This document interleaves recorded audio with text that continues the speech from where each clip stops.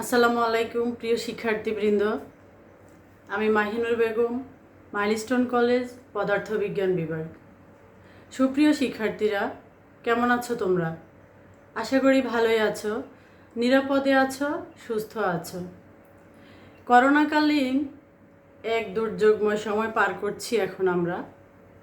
প্রতিদিনের মৃত্যুর মিছিলে নতুন নতুন মানুষের নাম যোগ হচ্ছে, আক্রান্তের সংখ্যাও বেড়ে চলছে।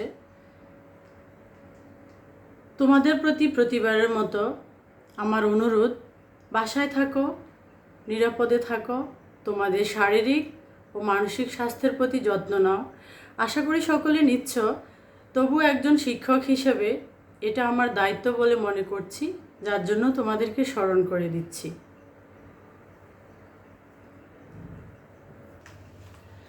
সুপ্রিয় শিক্ষার্থী, আজকে আমি তোমাদের সাথে কাজ শক্তি অধ্যায় অর্থাৎ চতুর্থ অধ্যায়ের যে টপিকটা নিয়ে কথা বলবো সেটা খুবই গুরুত্বপূর্ণ একটা টপিক। সেটা হচ্ছে কর্মদক্ষতা অর্থাৎ ইফিসিয়েন্সি। ঠিক আছে, আসো এবার আমরা একটু এই কর্মদক্ষতার একটু আলোচনা করি। প্রথমে দেখো, কর্মদক্ষতাটা আমি বোর্ডে তোমাদের জন্য সেট করে রেখেছি। সেটা হচ্ছে কোনো যন্ত্রে যে পরিমাণ শক্তি দেওয়া হয়েছে এবং যন্ত্রটা যে পরিমাণ শক্তি ফিরিয়ে দেয় তার অনুপাতটাই হচ্ছে কর্মদক্ষতা। ঠিক আছে, এই সংজ্ঞাটাকে আমরা এবার একটু অ্যানালাইসিস করব। কর্মদক্ষতাকে ইটা দিয়ে প্রকাশ করা হয়, অর্থাৎ ইটা সমান, এখানে আমরা লিখব লব্য কার্যকর শক্তি ডিভাইডেড বাই মোট প্রদত্ত শক্তি ইন্টু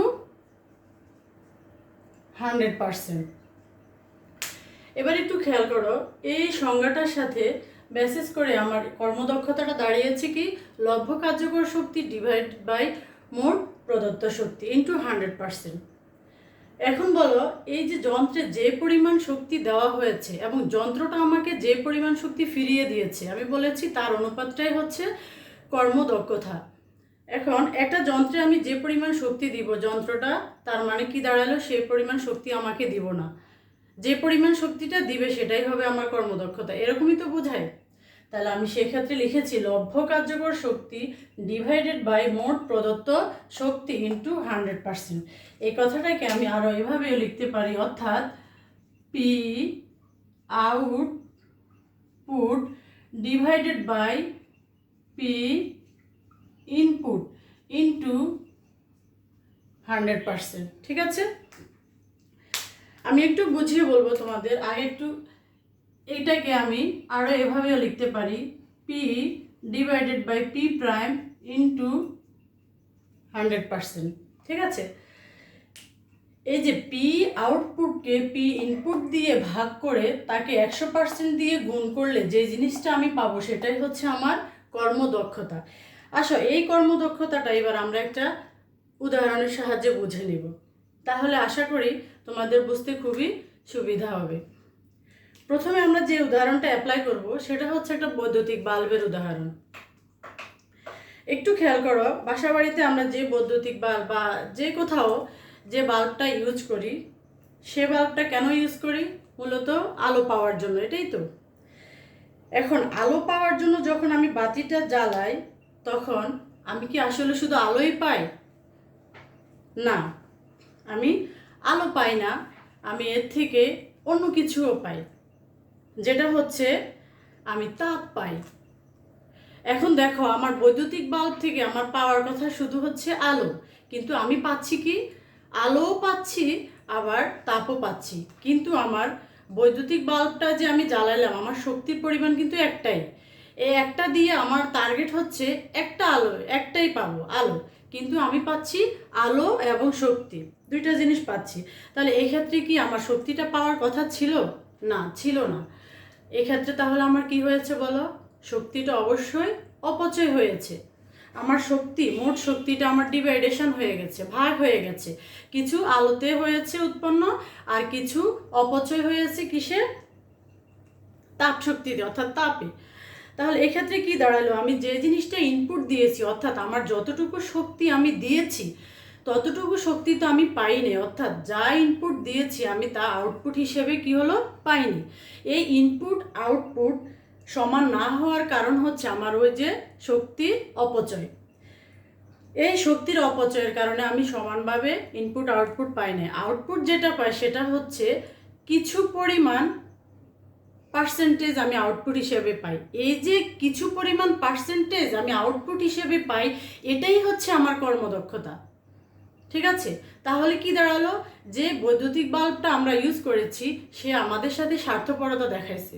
সে কি করেছে, আমার মোট শক্তিটাকে ডিভাইড করে কিছু অপচয় করেছে, কিছু আমাকে আলো শক্তি হিসেবে দিয়েছে। তাহলে এটা হলো আমার কর্মদক্ষতা। তোমরা কি বুঝতে পেরেছো? ওভারঅল তাহলে আমার বিষয়টা দাঁড়ালো, আমি যে পরিমাণ শক্তি দিব সে আমাকে কখনো, এবার যে ক্ষেত্রে আমি অ্যাপ্লাই করি সে কখনো আমাকে সে পরিমাণ শক্তি কি করবে, ফিডব্যাক করবে না, অর্থাৎ ব্যাক করবে না। কিছু সে অপচয় করবে অন্য ক্ষেত্রে, তাপ শক্তি বলো বা অন্য যন্ত্রের ক্ষেত্রে বলো, অপচয় করবে। তাহলে যতটুকুন অপচয় করার পরে যতটুকুন ব্যাক করবে সে আমাকে, সেটাই হবে আমার কর্মদক্ষতা। এক্ষেত্রে তখন আমার হচ্ছে P output divided by P input into 100%।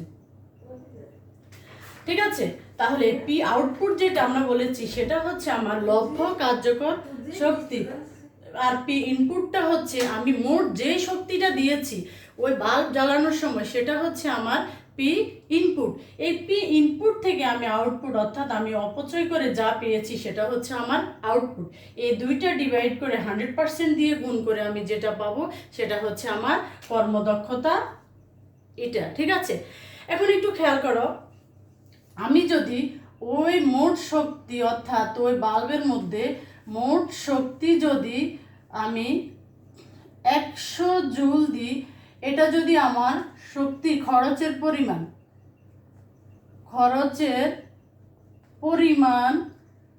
হয়, এখান থেকে আমার 80 জুল যদি হয় আমার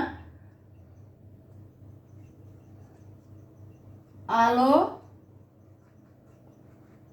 উৎপন্ন, তাহলে 100 থেকে আমার মোট খরচ করেছি আমি 100 জুল, এখান থেকে আমার 80 জুল হয়েছে আলো, তাহলে আমার বাকি থাকলো আর কত জুল, 20।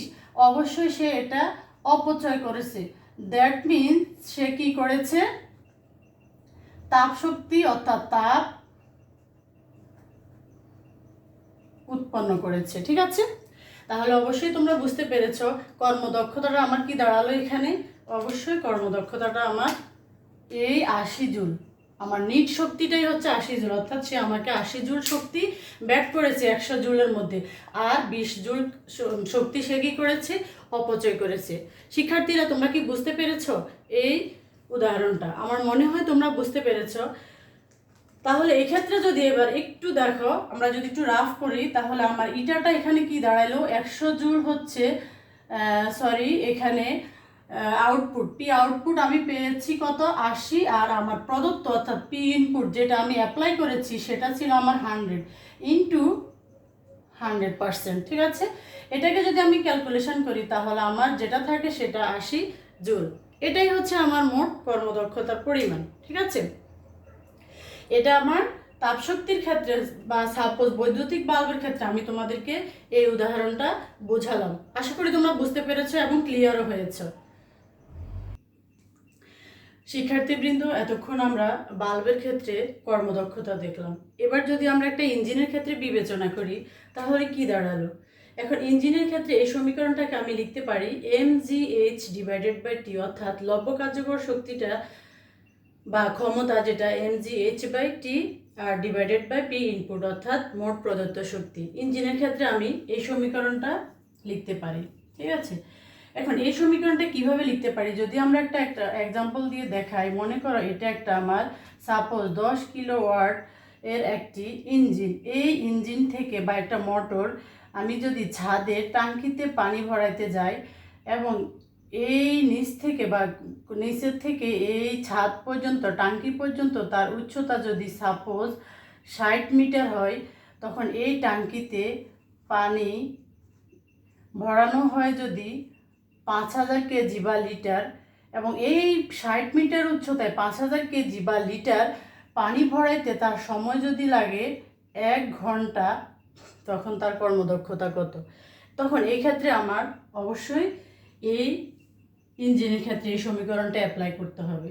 তখন দেখো এখানে আমার ভর এম আছে, সময় 1 ঘন্টা, এটাকে সেকেন্ডে কনভার্ট করতে হবে, উচ্চতা এইচ এবং মোট শক্তি 10 কিলোওয়াট। ঠিক আছে, যেই জন্য আমার mgh ডিভাইডেড বাই টি, কারণ ইঞ্জিন অবশ্যই পানিটা উপরে উঠায়। এই যে পানি উপরে উঠায় এটা অবশ্যই স্থিতিশক্তি বা বিভব শক্তি কাজ করে। এই স্থিতিশক্তি বা বিভব শক্তির কারণে আমার mgh divided by T divided by P input অর্থাৎ মোট শক্তি, এটা হচ্ছে আমার কর্মদক্ষতা। তাহলে অবশ্যই তোমরা তাপ অর্থাৎ বাল্বের ক্ষেত্রে অর্থাৎ তাপ শক্তির ক্ষেত্রে তুমি যেই কর্মদক্ষতা পেয়েছো, ইঞ্জিনের ক্ষেত্রে আরেকটা কর্মদক্ষতা পেয়েছো, এটা থেকে আমি কার্যকর ক্ষমতাটা বের করতে পারি। ঠিক আছে, তাহলে আমরা এই কর্মদক্ষতাটা বুঝলাম।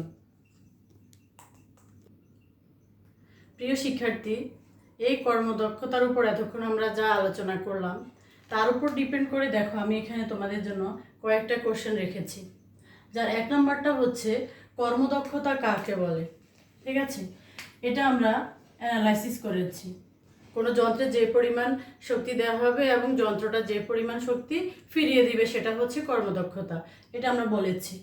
2 নম্বর হচ্ছে কোনো যন্ত্রের কর্মদক্ষতা 80% বলতে কি বুঝো, ব্যাখ্যা করো। ঠিক আছে, এটাও আমরা বলেছি, তারপর আমি একটু বলে দিচ্ছি। কোনো যন্ত্রের যে পরিমাণ শক্তি বা কোনো যন্ত্রের কর্মদক্ষতা 80% বলতে বোঝায় যদি এই যন্ত্রে 100 জুল শক্তি দেওয়া হয়। কত জুল? 100 জুল শক্তি দেওয়া হয়, তাহলে সেই যন্ত্র থেকে যে লব্ধ কার্যকর শক্তিটা আমরা পাবো সেটা হচ্ছে 80% বা 80 জুল। এখানে 80% হবে না, 80 জুল হবে। ঠিক আছে, কারণ 100 জুল শক্তি দিলে আমি যদি 80 জুল শক্তি পাই তাহলে সেটাই হবে আমার লব্ধ কার্যকর ক্ষমতা বা শক্তি। ঠিক আছে, তারপরে হচ্ছে বাস্তব ক্ষেত্রে কর্মদক্ষতা কখনো 100% বা তার চেয়ে বেশি হতে পারে না। এটা খুবই সিম্পল, এটা তোমরা অবশ্যই এতক্ষণে মনে মনে প্রশ্নটা বলেও ফেলেছ, কারণ এটা আমরা বলেছি বাল্বের ক্ষেত্রে। বাস্তব ক্ষেত্রে 100% হতে পারে না, সে তো অপচয় করে ফেলে, তাহলে 100% বা তার বেশি হবেই কি করে? আমি যদি 100 জুল শক্তি দিই, সে যদি আমাকে 80 জুল শক্তি ফিরিয়ে দেয়, তাহলে 20% যদি সে নষ্টই করে ফেলে তাহলে 100% কি দিতে পারবে না? তাহলে হলো কি, কোনো যন্ত্রে যদি যেই মোট শক্তি আমি দিই তার কিছু অংশ কার্যকর শক্তিতে কি হবে, রূপান্তরিত হয়ে যাবে, আর বাকি অংশ অপচয় হয়ে যাবে। তাই বলা হয় যে কর্মদক্ষতা কখনো 100%-এর বেশি হয় না বা 100%ও হয় না। ঠিক আছে, 4 নম্বর কোশ্চেন হচ্ছে লব্ধ কার্যকর শক্তি ক্ষমতার উপর নির্ভর করে। ঠিক আছে, এটা আমরা দেখি, কর্মদক্ষতা হচ্ছে কোনো যন্ত্রের মোট গৃহীত শক্তির পরিমাণ। এই শক্তিটা যখন কাজে রূপান্তরিত করতে পারি তখন যন্ত্রের কর্মদক্ষতাটা যত বেশি হবে গৃহীত শক্তির পরিমাণও তত বেশি হবে, আর কম হলে গৃহীত শক্তির পরিমাণও বা কার্যকর শক্তির পরিমাণও কম হবে। যে কারণে বলা হয়েছে লব্ধ কার্যকর শক্তি কর্মদক্ষতার উপর নির্ভর করে না, ব্যাখ্যা করো। ঠিক আছে, এ ছিল মোটামুটি আমাদের প্রশ্ন। ঠিক আছে শিক্ষার্থীরা, এই প্রশ্নগুলো অবশ্যই তোমরা পড়বে এবং লেকচারের উপর ডিপেন্ড করে খাতায় লিখে ফেলবে। এরপরে আমরা দেখব এই কর্মদক্ষতার উপরে কয়েকটা অঙ্ক। সুপ্রিয় শিক্ষার্থী, এই অংশে এবার আমরা দেখব গাণিতিক সমস্যার সমাধান। উপরিউক্ত টপিকগুলোর উপর ভিত্তি করে এখন আমরা কয়েকটা গাণিতিক সমস্যার সমাধান করব।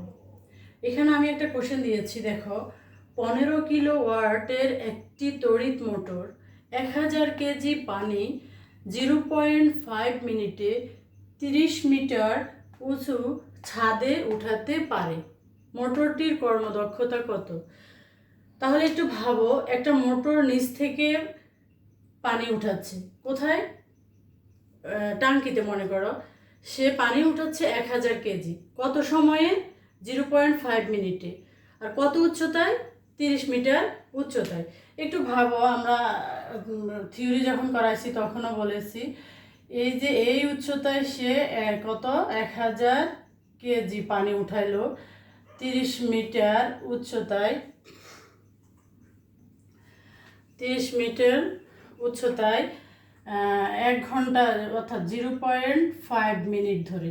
ঠিক আছে, এখন তার কর্মদক্ষতা কত? ঠিক আছে, এখানে সরি আরেকটা শূন্য হবে। এখন তার কর্মদক্ষতা কত? তাহলে এই ক্ষেত্রে আমরা জানি কর্মদক্ষতা এটা সমান, আমরা যদি লিখি লব্ধ কার্যকর শক্তি অর্থাৎ P output divided by P input into 100%। এখন যেহেতু মোটর বা ইঞ্জিনের ক্ষেত্রে, এই ক্ষেত্রে আমরা কোন সূত্রটা বলেছি? পি আউটপুটটা হবে mgh divided by T divided by P input into 100%। Clear? এবার আমি যদি ভ্যালুগুলো বসাই তাহলে কি দাঁড়ালো দেখো, এখানে এম এর মান আমার হচ্ছে 1000, জি এর মান হচ্ছে 9.8, আর এইচ উচ্চতা কত মিটার উঠেছে? 30 মিটার উচ্চতায়। কত সময় ধরে? এখানে একটু আমি এই জিনিসটা একটু হাইলাইটস করব তোমাদের, সেটা হচ্ছে দেখো সময়টা আমাকে বলেছে কত? 0.5 মিনিট। এখন এই মিনিটে অবশ্যই আমাকে সেকেন্ডে কনভার্ট করতে হবে। এখন 0.5কে আমি তখন 60 দিয়ে গুণ করলে তখন সেটা সেকেন্ডে কনভার্ট হয়ে যাবে। এই জিনিসটা তোমাদের অবশ্যই জানার দরকার আছে। ঠিক আছে, আর এখানে সময় হচ্ছে আমার 0.5 ইন্টু 30, 60 গুণ করে আমি পেয়েছি 30, আর এখানে উচ্চতা 30 তাও বলেছি। আর পি ইনপুট যেটা, সেটা দেখো এখানে পি প্রাইম বা পি ইনপুটে দিয়ে আমরা পি ইনপুট দিলাম, তাহলে সেই পি ইনপুটটা হচ্ছে আমার 15 কিলোওয়াট।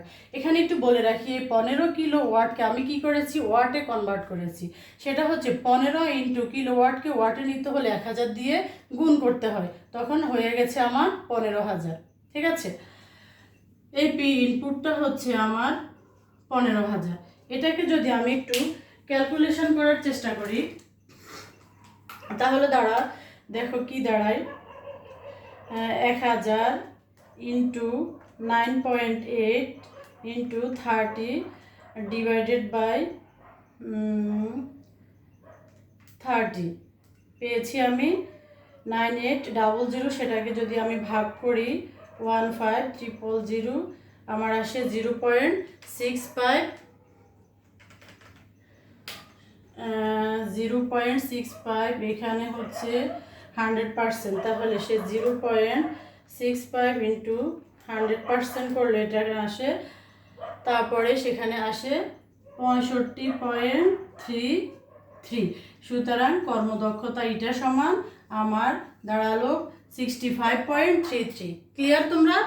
এটা হলো একটা আমার প্রথম অঙ্ক। এটাই আমাদের অ্যান্সার, কর্মদক্ষতা 65.33। ঠিক আছে প্রিয় শিক্ষার্থী, এখন আমরা দেখব 2 নম্বর অঙ্ক। 2 নম্বর অঙ্কটায় বলা আছে যে দেখো 10 কিলোওয়াটের একটি মোটর 2 কুইন্টাল পানি 1 মিনিটে 300 মিটার উঁচুতে উঠাতে পারে। মোটরটির কার্যকর ক্ষমতা কত? কি বলেছে? 10 কিলোওয়াটের একটা মোটর, তার মানে কি মোটরটা অবশ্যই নিচে, সেখান থেকে কি করতে হবে? পানি উঠাতে হবে 2 কুইন্টাল। কত মিনিটে? 1 মিনিটে উঠাতে হবে কত উঁচুতে? 300 মিটার উঁচুতে। সাপোজ তোমার 300 মিটার উঁচুতে হচ্ছে বাসার ছাদের উপরে টাঙ্কি, এই টাঙ্কিতে তোমাকে 2 কুইন্টাল পানি 1 মিনিটে 300 মিটার উঁচুতে উঠাইতে হবে।